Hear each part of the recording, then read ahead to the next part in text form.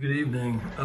I've decided to do a video on LiveWire ONE motorcycle safety. Now, what's going on? I've been hanging around at the Malibu Experience and riding around with a lot of LiveWire owners, a lot of whom are new to motorcycling. And what I'm finding out is because the LiveWire does not have a transmission or gears or clutch, a lot of people are considering it as their first motorcycle. Because it's very easy to ride. It's pretty much just like a scooter. You get on, you twist the throttle, you grab the brakes, away you go. And I'm concerned that new riders, especially new young riders who are getting this motorcycle, don't understand enough about motorcycle safety, specifically as pertains to LiveWire. So I thought I'd do a series of videos explaining the best way to be safe on a LiveWire motorcycle. Now, I'm assuming that for the purpose of this video and ones to follow, I'm assuming that you've never ridden a motorcycle before and you're looking at a LiveWire ONE as a first motorcycle. So I want to talk about the prerequisites that I want to talk about before I start going through the slides on how to ride the motorcycle.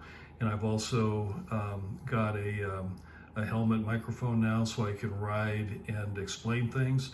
So I'll be showing things like panic braking, panic swerving, how to ride on the freeway, how to split lanes.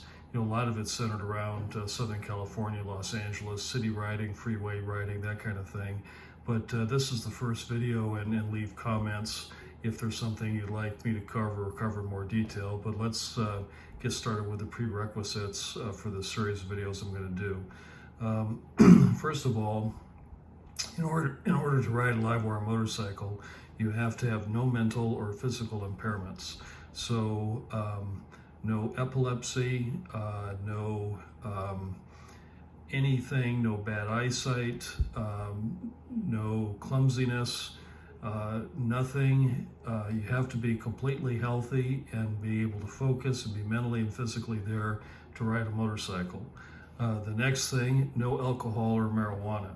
Now, a lot of the riders, especially the Harley riders, you know, they ride from bar to bar, drinking beer and carrying on. The younger riders smoke a lot of weed. And what happens is that your ability to think and think quickly and reason and make choices in fractions of a second are what's going to keep you between riding the motorcycle and getting seriously hurt or killed on a motorcycle. So the alcohol and marijuana, you just can't do it. You have to be completely mentally there and as sharp as you can possibly be every time you get on the motorcycle. Now, the next thing is there's a very, very good YouTube channel on motorcycle safety called Moto Jitsu, and you want to subscribe to that on YouTube and start watching the guy's videos.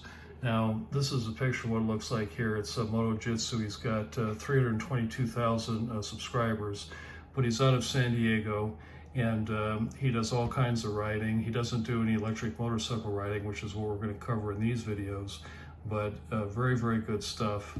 The guy knows what he's doing. He's very skilled, and I learn a lot by watching his video, and I've been riding for 45 years now. So the other thing I want you to take a look at as a prerequisite is a book called Professional Motorcycling, and there's two versions, one in 2020 and one in 2013. I got a picture of it up here so you can see what the bike looks like, or what the book looks like. It's called Proficient Motorcycling. It's by David Howe, or Hugh, I guess Howe, H-O-U-G-H, Howe.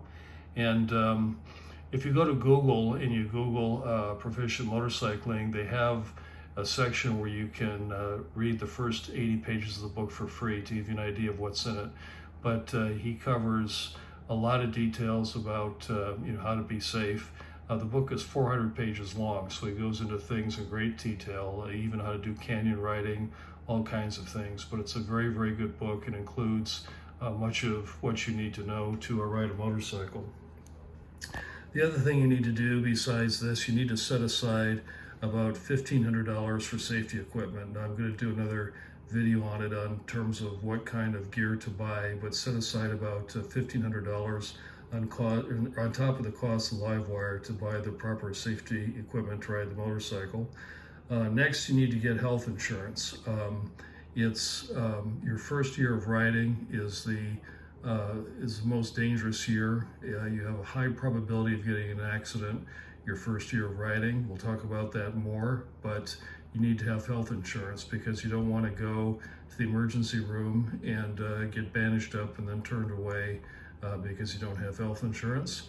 And then lastly, Harley-Davidson has a very good riding academy where they supply all of the gears and all the motorcycles, and it will give you an excellent experience of riding motorcycles. Now, these will be gas bikes with clutches and gears and everything, but it's in a parking lot, and when you get on a LiveWire, it'll be much easier to ride than what you had at the riding academy. So these are the prerequisites before we get started. Now, I want to say that in this first video, I'm going to have to cover some kind of hard to talk about things that aren't talked about very much and aren't covered in any of these books or videos, but there are some hard truths that you need to know before getting a LiveWire motorcycle.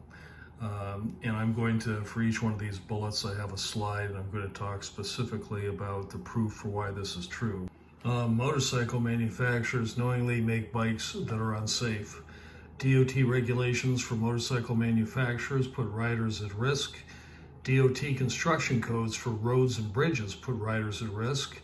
Motorcycle Safety Foundation training certification increases the chance of a motorcycle accident. State helmet laws put riders at risk. Riding a motorcycle is counterintuitive and is not like riding a bicycle.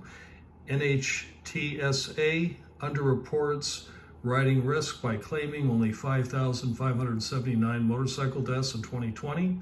Cars are safe, motorcycles are dangerous, and will never be safe. So let's talk about these one at a time so we understand what the real risks are in having a LiveWire motorcycle.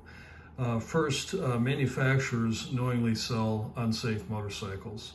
Now, as an example, manufacturers have known since 2009 that ABS brakes on motorcycles reduce accidents by 33%.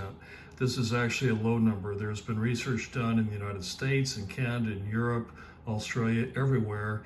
ABS brakes are a giant saver of lives and reduce accidents. Unfortunately, out of all the major motorcycle manufacturers, Harley-Davidson was the last to introduce ABS brakes on its models.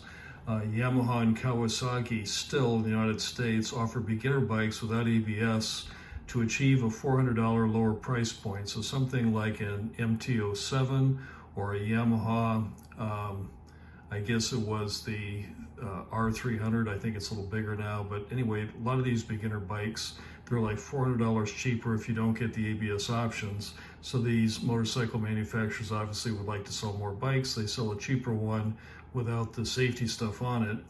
And then LiveWire ONE has the most advanced ABS and stability control available at any price. Now, the electronics package and the safety package is the best I've ever seen. It's better than anything on Ducati.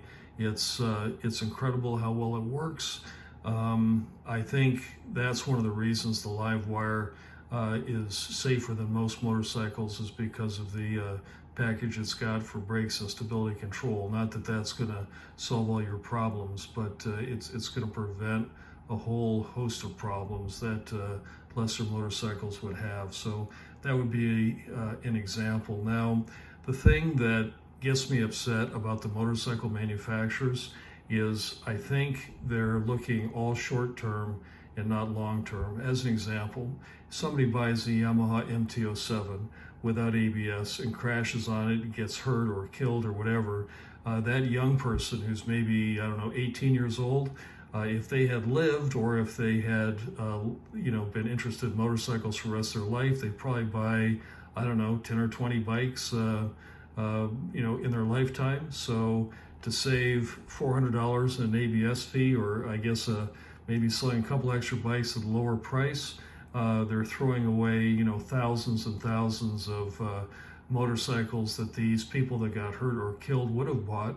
And you know, the reason everybody doesn't ride a motorcycle is because they're dangerous. I mean, if motorcycles were safe, everybody'd have one because they're fun, they're inexpensive, you know, all kinds of pluses. The elephant in the room is that motorcycles are dangerous. So I really think it's short-sighted of the manufacturers, and they've done this over a long period of time, to not do everything they can to make motorcycles safe. I would say the most active company in making motorcycles safe throughout history, at least the 40, 50 years in the past, has been BMW. They've done an excellent job of trying to pioneer new safe things for motorcycles. So anyway, manufacturers knowingly sell unsafe motorcycles. Next, DOT regulations put riders at risk. The motorcycle manufacturers, they have a bunch of rules from the Department of Transportation that they have to follow in terms of how the bike is set up and the lights and the mirrors and everything. They have all kinds of specifications for what has to be met. Unfortunately, some of these specifications cause motorcycles not to be safe. In the case of the LiveWire ONE, if you look at a regular stock LiveWire ONE, the mirrors are on the top of the handlebars. And if you sit on the bike and you look in the mirror with the mirrors on the top, you're just looking at your shoulders. You can't really see anything behind you. You can see a little bit to the side, but the mirrors are basically useless. If you take the stock mirrors, flip them around, and put them underneath, you can see under your arms behind you, and you have an excellent view. Unfortunately, that's not legal. So I'm not saying that you get a ticket for it, but the way the bike comes and the way the DOT regulation is the mirrors on this motorcycle and on many motorcycles are pretty much unusable. And that would be an example of regulators doing the wrong thing to keep motorcyclists safe. Next, DOT construction codes put riders at risk. Now, what I mean by this is highways and roads and intersections and everything, they're designed for cars and trucks. Now, the idea for a guardrail is if a car is going down the road and you lose control, it hits the guardrail, and this rail on the top is basically the same height as the side of the car or the bumper, and what it does is it deflects and it gives a little bit and keeps the car on the road and keeps people from being hurt. So it works for cars and trucks and buses and everything. Works great. But on a motorcycle, every one of these is like a knife, and if you hit any one of these coming off a bike, it's going to cut you in half. So this would be one example of something that's good for cars and trucks and not for motorcycles. Now, if this were a concrete barrier all the way along here, it would be safe for motorcycles too, but concrete barriers cost more, so they do the cheap thing to take care of the cars and trucks and not the bikes. But almost everything like intersections and lights and curbs and painted lines and all kinds of things are done, even rain roofs, which might be good for a car but not good for a motorcycle, are a problem. So keep in mind when you're getting a motorcycle, so far you know that the motorcycle manufacturer is not keeping it safe. The DOT has rules that make it not safe, and now the DOT is building roads that are not safe for motorcycles.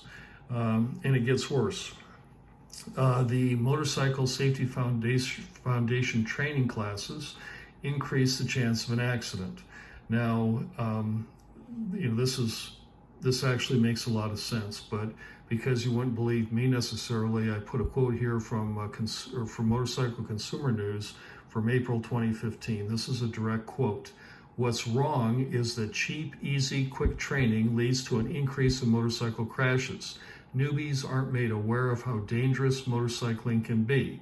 Now, what happened before the MSF course allows you to get your motorcycle license, you had to go to the DMV and you had to ride around and show them you knew how to ride.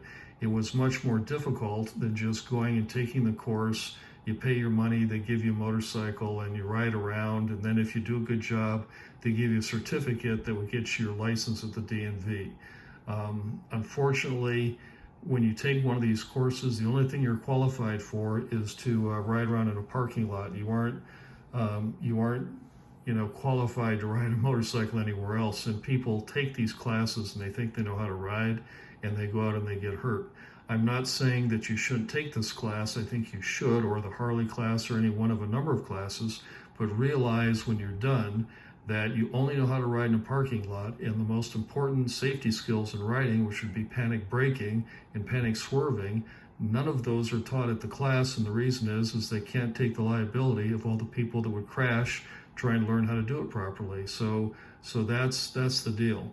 Now, the other thing to be aware of, as of 2022, motorcycle deaths have been on the rise in the United States for 24 years. So motorcycle accidents are high, and they're getting higher every single year. Now, the MSF training classes, they recently lost their certification, and there's another company that's out there with a course similar to the MSF, but supposed to be a better course. But keep in mind, when you take one of these courses, you don't know how to ride a motorcycle, you just know how to ride a motorcycle in a parking lot. So keep that in mind as part of your process of learning to ride an electric motorcycle. Now, state helmet laws put riders at risk. Last year, some states have helmet laws, some don't. The big ones that I've been in that don't have are Utah and Florida. I think Indiana also does not have a helmet law. But anyway, 1,872 lives were saved by helmets in 2017. 749 more lives could have been saved. Helmets are 37% for riders and 41% passengers, effective in preventing death, and helmets reduce the chance of head injury by 69%. Now, this is the big one because Florida had a helmet law, and then in 2000 they repealed it. And you can look on the internet and see all the stats, but the one thing that I picked up is that in 2000 is when they made it so you didn't have to wear a helmet. The deaths of riders under 21 in the state of Florida went from 35 deaths to 101 deaths in 30 months. So they tripled the number of young people that died on motorcycles in the state of Florida because they repealed the helmet law. Now, I might also say when they say helmet law, they consider that any rider that's wearing a helmet. Now, we'll talk about this later in another video when we talk about wearing the proper gear. But this is a picture of a full face helmet, and this is the percentage of places it gets hit. Now, on the other side, there's also similar percentages. On the right side, it's 19.4, I think. On the left side, it's 15%. But most of the hits on a helmet are in the front.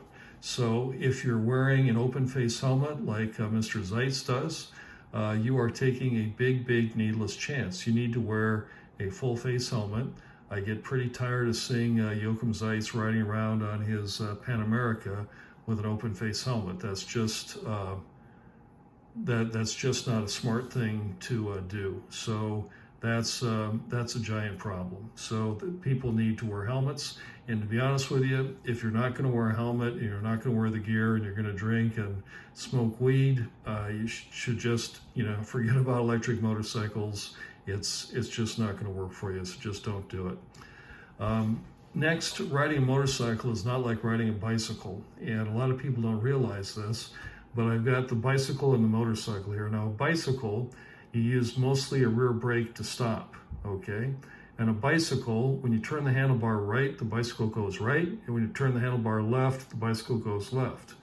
On a motorcycle, 70% plus or more, depending on what kind of bike it is, at a LiveWire, it's more than 70% of the braking is done on the front. And on a LiveWire, if you turn a handlebar to the right, the bike turns left, and if you turn the handlebar to the left, it turns right. So it's opposite of a motorcycle. And they got a little diagram here to show it on a Harley, but the situation is that when you are riding or when you are new to riding a motorcycle, you might be able to do it, but in a panic situation, say somebody pulls in front of you or something like that, you're going to turn the handlebar the wrong way and you're going to steer into the accident. Now, I'll show you the numbers in a later video when we talk about counter steering, but the situation is that in most accidents on a motorcycle is at an intersection, and it's usually a car turning left in front of a motorcycle at an intersection, and over 70% of the time the motorcycle steers into the accident. So you're going down the street, the car pulls in front of you, making a left-hand turn, you immediately turn the bars away from the accident, which is to the right, the bike leans left and steers into the front of the car. So part of what we're going to talk about is in order to ride a LiveWire motorcycle, you have to take it seriously and do it regularly, because you have to have this come naturally to you. You have to relearn in your brain how this stuff works. So in a panic situation, you automatically do the right thing. But anyway, if you know how to ride a bicycle, it's going to be difficult for a motorcycle because it's opposite of how a bicycle works. Next, the NHTSA grossly underreports motorcycle risk and accidents. Now, the NHTSA claims that 5,579 people died on motorcycles in the United States in 2020. What they don't tell you, or at least they don't highlight it, is 180,000 plus people went to the emergency room in 2020 after motorcycle accidents. And a long time ago, I was involved in a motorcycle rental business. And I can tell you from my experience that it's a 5-to-1 incidence of unreported accidents, meaning for every accident where somebody had to call the police or a tow truck, there were 5 more where the bike went down, somebody got hurt, you just called a friend or came back in a pickup truck or handled it without the police involved. So if that ratio were to stick nationwide, I was running the rental business in California, that means that almost 1 million accidents a year occur in the United States, or 1 accident for every 9 motorcycles every year. Now, if you have, friends, and you got 9 people that have friends, believe me, once a year, somebody's going to go down and have an accident of some kind, and that's just the way it is. Lots of motorcycle accidents. So anything about motorcycles being safe or no accidents, that's just not true. Now, I can tell you that I rode every day for 30 years and never had an accident, but after 30 years, I had an accident, and I was glad that I had my helmet on and my gear and everything else. So if you ride long enough, you're going to have an accident. Now, when you see guys riding around without helmets on, that just means that they're newbie riders, that they haven't ridden very far, they don't know very much, because you can't ride for 30 years every day and not have an accident. I don't know any million-mile riders that don't wear helmets. I mean, they just don't exist. If you're a heavy-duty rider over a long period of time, the only way you can survive it is to have a helmet in the proper gear. There's just no way that you can do it any other way. And I hear a lot of times that motorcycles are 22 times more dangerous than cars because of the number of deaths, but that doesn't capture it, because a lot of these accidents in cars, people walk away, but on a motorcycle, you're going to the emergency room, it's going to be a big problem. So don't believe the reporting that you hear. I guess I pushed the wrong button. There we go. Okay, now, if you've watched this far in the video, I guess you're ready to see this. I want to give you an example of how easy it is to get hurt on a motorcycle commuting to work. This is Los Angeles, a place called Echo Park. Anybody in LA knows where Echo Park is, and they'll recognize this. But this is a 29-year-old male riding to work at 6 in the morning on his Yamaha R6. Now, watch it closely. There's the car. It's a van. He pulls over to the right. He's going to go over to the right, and then he's going to go left and pull in front of the motorcycle. There's the motorcycle. Goes down, motorcyclist goes under the van. You can't see it clearly right there, but the motorcyclist gets decapitated when he runs over when he goes under the car or the van, and there it is. So we're going to talk about that quickly on a bigger screen. I'm going to show you why this guy got killed. Now, obviously, it's the car's fault. I'm not saying that the motorcyclist was at fault, but I'm telling you that if it had been me or an experienced rider, there wouldn't have been any incident here. Now let me show you why. I'm going to push the play. This is on a bigger screen. There's the van. Okay, now he pulls over to the right. Okay, so you can see he's pulled over to the right, and he's now banking to the left. So the van is banking to the left. He's got his lights on, so it's clear that he's going to move left. Okay, now here comes the bike. Now notice that the van is already pointed this way. It's angled off this way. So you can see he's going to pull across the road. This guy has not even got his brake lights on yet, so he hasn't even figured out yet what's going on. Okay, so we're going to go a little bit further. Now right there he turns on his brake lights. So he figured out now that the guy is going to pull in front of him. Now I want you to look very carefully. The next thing that he does, and I don't know if you can see it, but right there he's got his left foot down. So what's happened is his first reaction, well, like on a bicycle, you need to stop, you put your feet down. So he's got his left foot on the ground. You notice that the bike is tilting because he's hard on the rear brake. So he's going to lose control and start skidding on the motorcycle because he's got the rear brake on. So there you see he's starting to go down. Okay, now right there, he's already gone down on the motorcycle and the sparks are flying before he even hits the car. Now, you cannot, if the bike is sliding on its side, it's going to go 100 times farther than if we had the rubber on the ground, the wheels on the ground, hard on the brakes. So what happened, he was late to see what was happening, to figure out what's happening. He put his feet down to try and stop the bike.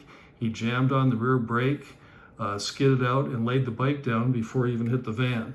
So there, next you can see he goes under the back axle. The back axle grabs him by the neck. And you can see there's his head, there's the body. He's been instantly decapitated. And what happens is this van comes along, he pulls off the side of the road, waits about 5 seconds and takes off. And the van was never identified, never found. There's not even really any damage to the van. The guy's body went under the back wheel. So here's an example of a motorcyclist that did not know how to do panic braking or panic swerving, and he paid for it with his life. And this can easily happen to a new LiveWire owner who hasn't practiced the proper skills along the way. Now, I did a video about canyon riding. Oh, let me stop this real quick. Okay, I did a video about canyon riding, and you might have seen this video. I did it about a week ago, but I had a car pull out in front of me in the same way that just happened in that video, and I was going about 60 miles an hour, and you'll see it wasn't any problem for me to stop. Now, I'm looking at the video closely. You can see there's 59 miles an hour. I'm going to start up. Okay, there's 59, there's 61. Now watch on the right-hand side. Okay, now see that? Can you see the car has pulled out in front of me? I'm going, well, I guess I've already put on the brakes here, so I'm already down to 45, but the car has pulled out in front of me.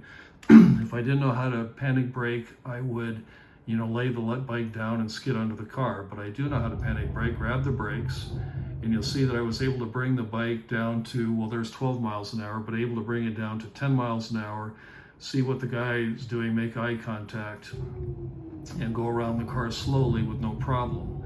Now, you'll notice that the tires didn't even skid. The electronics is so good on the LiveWire that you can mash the brakes and the wheels don't even skid. But there's a case of panic braking properly done with a car making a left-hand turn in front of the motorcycle. So anyway, what we're going to do is the next video, or video 2, I'm going to get a microphone out and I'm going to demonstrate on the LiveWire panic braking and panic swerving so that you can see how fast you should be able to stop, how you can practice stopping, and how you can practice swerving and be safe on a LiveWire motorcycle. So I'll try and get one part done every week. Have a great evening. See you next week.